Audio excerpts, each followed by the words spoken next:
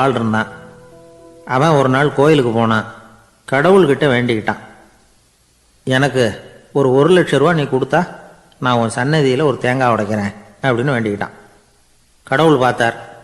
உடனே அவன் கண் முன்னாடி தோன்றினார். இந்தா நீ கேட்ட 1,00,000 ரூபாய் அப்படின்னு சொல்லி அவன் கையில் பணத்தை கொடுத்துட்டு மறைஞ்சிட்டார். இவனால் நம்பவே முடியல. இவ்வளவு சுலபமாக கிடைக்கும்னு தெரிஞ்சிருந்தா அனாவசியமாக ஒரு தேங்காய் உடைக்கிறேன்னு வேண்டியிருக்க வேண்டியது இல்லையே அப்படின்னு நினச்சான். இருந்தாலும் வேண்டுதலை நிறைவேற்ற வேண்டியது கடமை. அதுக்காக என்ன பண்ணான், பக்கத்தில் ஒரு கடைக்கு போனான். ஒரு தேங்காயை கையில் எடுத்தான். இது என்ன விலைன்னு கேட்டான். 5 ரூபான்னார் கடையில் இருந்தவர். அதிகமாக இருக்குதே விலைன்னா. அப்படின்னா ஒன்று செய்யுங்க, அடுத்த ஊருக்கு போங்க, அங்கே தென்னந்தோப்பு அதிகம், அதனால் அங்கே இதை விட குறைஞ்ச விலைக்கு கிடைக்கும் அப்படின்னார். சரின்னு அடுத்த ஊருக்கு கிளம்புனான். அங்கே போய் விசாரித்தான். ஒரு தேங்காய் 3 ரூபாய் விலைன்னாங்க. இதுவும் அதிகமாக தெரியுதேன்னா. அப்படின்னா ஒன்று செய்ய, அதோ அந்த ஆற்று ஓரமாக ஒரு தென்னை மரம் இருக்கு பார், அதில் நீயே ஏறி பறிச்சுக்கோ, ஒரு தேங்காய்க்கு 1 ரூபா கொடுத்தா போதும் அப்படின்னார் அந்த தோப்புக்கு சொந்தக்காரரு. இவனுக்கு மரம் ஏற தெரியாது, இருந்தாலும் ஆசை யாரை விட்டுது, விலை சல்லிசா இருக்குதே. ஆற்று ஓரம் போனால் தட்டு தடுமாறி அந்த மரத்தில் ஏறினா அந்த தென்னை மரம் வளைஞ்சி ஆற்று பக்கம் போய் அப்புறம் நிமிர்ந்து இருந்தது. அதாவது மரத்தின் உச்சி சரியாக ஆற்றுக்கு நடுவில் இருந்தது. ஆற்றுல வெள்ளம் கரைபுரண்டு ஓடிக்கிட்டு இருக்கு. இவன் கடவுள் கொடுத்த 1,00,000 ரூபாயை மடியில் வச்சு இறுக்கி கட்டிக்கிட்டான். உச்சிக்கு போய் காய் பறிக்கிற சமயத்தில் காற்று மழையும் பலமாக கலந்து அடிக்க ஆரம்பிச்சுட்டுது. கால் வழுக்கி விட்டுட்டுது. இவன் சடார்னு ஒரு தென்னை மட்டையை பிடிச்சிக்கிட்டு தொங்க ஆரம்பிச்சிட்டான். கீழே பயங்கரமான வெள்ளம், மடியில் 1,00,000 ரூபா பணம், என்ன செய்யறதுன்னு தவிக்கிறான். இந்த சமயம் கரையில் ஒரு யானை பாகன் யானையை குளிப்பாட்டிக்கிட்டு இருக்கிறான். அது அவன் கண்ணில் பட்டது. ஐயா ஒரு உதவின்னு கத்துனான். அவன் என்ன செய்யணும்னு கேட்டான். உன் யானையை மெதுவாக இங்கே அழைச்சிட்டு வா, எனக்கு நேராக கீழே நிறுத்து, என் காலை பிடிச்சி மெதுவாக கீழே இறக்கி விட்டுரு, என் மடியில் இருக்கிற பணத்தில் உனக்கு 10,000 ரூபா தரேன் அப்படின்னா. அவன் பார்த்தான்.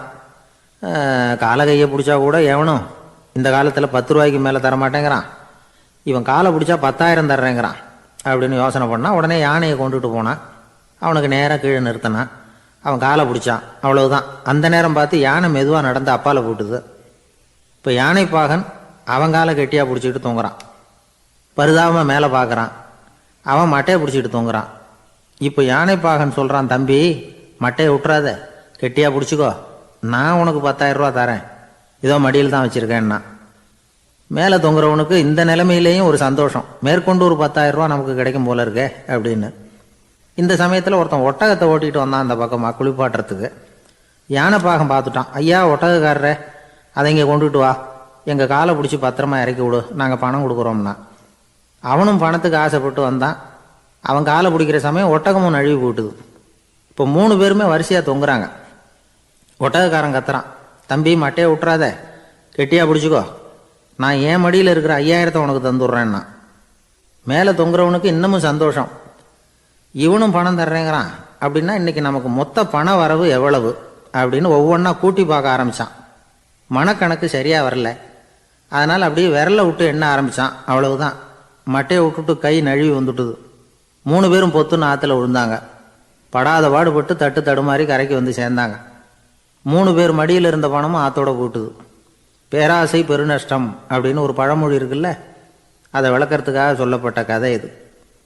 இந்த காலத்தில் ஒருத்தர் ஒரு நீச்சல் குளத்தில் நீச்சல் அடிச்சுக்கிட்டு இருக்கிறார். காவலுக்கு இருந்தவர் அதை கவனிச்சுட்டார். கரையிலேருந்து சத்தம் போட்டாராம், இதோ பாருங்க, இங்கே ராத்திரி 8 மணிக்கு மேலே நீச்சல் அடிக்கிறது சட்டப்படி குற்றம், அதுக்கு அனுமதி கிடையாது, தெரியாதா உங்களுக்கு அப்படின்னாராம். இதுக்கு அவரு, ஐயையோ நான் நீச்சல் அடிக்க வந்தவன் இல்லைங்க, சும்மா சுற்றி பார்க்க வந்தவன், தடுமாறி குளத்தில் விழுந்துட்டேன், நீச்சல் தெரியாது, அதனால் தத்தளிச்சுக்கிட்டு இருக்கிறேன் அப்படின்னு கத்துனாராம்.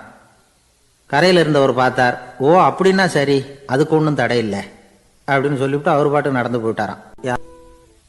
ஒரு ஊரில் ஒருத்தர் இருந்தான். ஏதோ ஒரு சின்ன அலுவலகத்தில் வேலை பார்த்துக்கிட்டு இருந்தான். ரொம்ப ஏழை. வர்ற கொஞ்சம் வருமானத்தை வச்சு வாழ்க்கையை ஓட்டிக்கிட்டு இருந்தான். ஒரு நாள் தெரு வழியாக அவன் நடந்து வந்துக்கிட்டு இருக்கிறான். தெருவில் ஒரு காசு கிடந்தது. அதை பார்த்துட்டான். அதை குனிஞ்சு எடுத்தான். அது ஒரு பழங்கால காசு. அந்த காசு நடுவில் ஒரு துளை இருந்தது. அதாவது துளையிட்ட நாணயம். பழங்காலத்தில் புழக்கத்தில் இருந்த ஒரு நாணயம் அது. துளையிட்ட நாணயம் கிடைச்சதுன்னா ரொம்ப நல்லது, அது அதிர்ஷ்டம் அப்படின்னு ஒரு நம்பிக்கை உண்டு. இவன் கையில் அது கிடைச்சதும் ரொம்ப சந்தோஷப்பட்டான். இனிமேல் என்னுடைய கஷ்டம்லாம் தீரப்போகுது, அதிர்ஷ்டம் என்னை தேடி வரும், நான் பணக்காரன் ஆயிடுவேன் அப்படின்னு சொல்லிட்டு அந்த காசை தன்னுடைய கோட்டு பையில் பத்திரமா போட்டு வச்சுக்கிட்டான். அடிக்கடி அதை தொட்டு பார்த்துக்கிறது உண்டு, வெளியில் எடுக்க மாட்டான். இப்படியே கொஞ்ச காலம் ஆச்சு. அதுக்கப்புறம் என்னாச்சு தெரியுமா? நிஜமாவே அதிர்ஷ்டம் அவனை தேடி வர ஆரம்பிச்சுட்டுது. செல்வம் வந்து குவிஞ்சுது, பணம் பதவி புகழ் எல்லாம் வந்து சேர்ந்தது. சமூகத்தில் அவன் ஒரு பெரிய மனுஷன் ஆயிட்டான். எல்லாரும் அவனை பாராட்டினாங்க. அவன் எதை தொட்டாலும் வெற்றி, எல்லாம் அந்த காசோட மகிமை அப்படின்னு அவன் மனசுக்குள்ளே நினச்சிக்கிட்டான். தினமும் காலையில் அந்த கோட்டை போட்டுக்கிட்டு தான் வெளியில் கிளம்புவான். புறப்படுறதுக்கு முன்னாடி கோட்டு பாக்கெட்டை தொட்டு பார்த்துக்குவான், உள்ளே காசு இருக்கா அப்படிங்கிறத உறுதிப்படுத்திக்குவான்.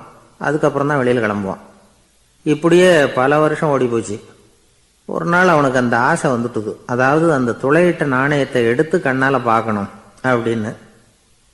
காலையில் சாப்பிட்டுக்கிட்டு இருந்தான். அப்போ தன்னுடைய மனைவி கிட்ட சொன்னான், ரொம்ப நாளைக்கு அப்புறம் என்னுடைய அந்த நாணயத்தை இன்னைக்கு வெளியில் எடுத்து பார்க்க போகிறேன்னா. என்னத்துக்கு அது, இப்போ அதை பார்க்க வேணாமே அப்படின்னு மெதுவாக இழுத்தாங்க அந்த அம்மா. இல்லை நான் பார்த்தே தீரணும் அப்படின்னு அவன் தன்னுடைய சட்டை பைக்குள்ள கையை விட்டான். உள்ளே இருந்த நாணயத்தை வெளியில் எடுத்தான். பார்த்தா அவனுக்கு ஆச்சரியமாக போச்சு. அந்த நாணயத்தில் துளையே இல்லை. என்ன ஆச்சு அப்படின்னு சொல்லி அவன் ரொம்ப குழம்பி போயிட்டான். இப்போ அந்த அம்மா சொன்னாங்க, நான் தான் ஒரு நாள் உங்கள் கோட்டு ரொம்பவும் தூசியாக இருக்கேன்னு சொல்லி அதை ஜன்னலுக்கு வெளியில் உதறினேன். உள்ளே இருந்த அந்த காசு அப்போ எனக்கு தெரியாது, ஞாபகத்தில் இல்லை. அது தெருவில் விழுந்துட்டது போல இருக்கு. அதுக்கப்புறம் எவ்வளவோ தேடி பார்த்தேன், கிடைக்கல. அதுக்குள்ளே அதை யாரோ எடுத்துகிட்டு போயிட்டாங்க போல இருக்கு. அது இல்லைங்கிறது உங்களுக்கு தெரிஞ்சால் வருத்தமாக இருக்குமேங்கிறதுக்காக நான் தான் வேற ஒரு நாணயத்தை எடுத்து சட்டை பைக்குள்ளே வச்சுட்டேன் அப்படின்னு விவரத்தை சொன்னாங்க அந்த அம்மா. இது எப்போ நடந்ததுன்னு கேட்டான். உங்களுக்கு அந்த காசு கிடைச்சதே அன்னைக்கு மறுநாளே இது நடந்து போச்சு அப்படின்னாங்களாம். இதை கொஞ்சம் யோசனை பண்ணி பாருங்க.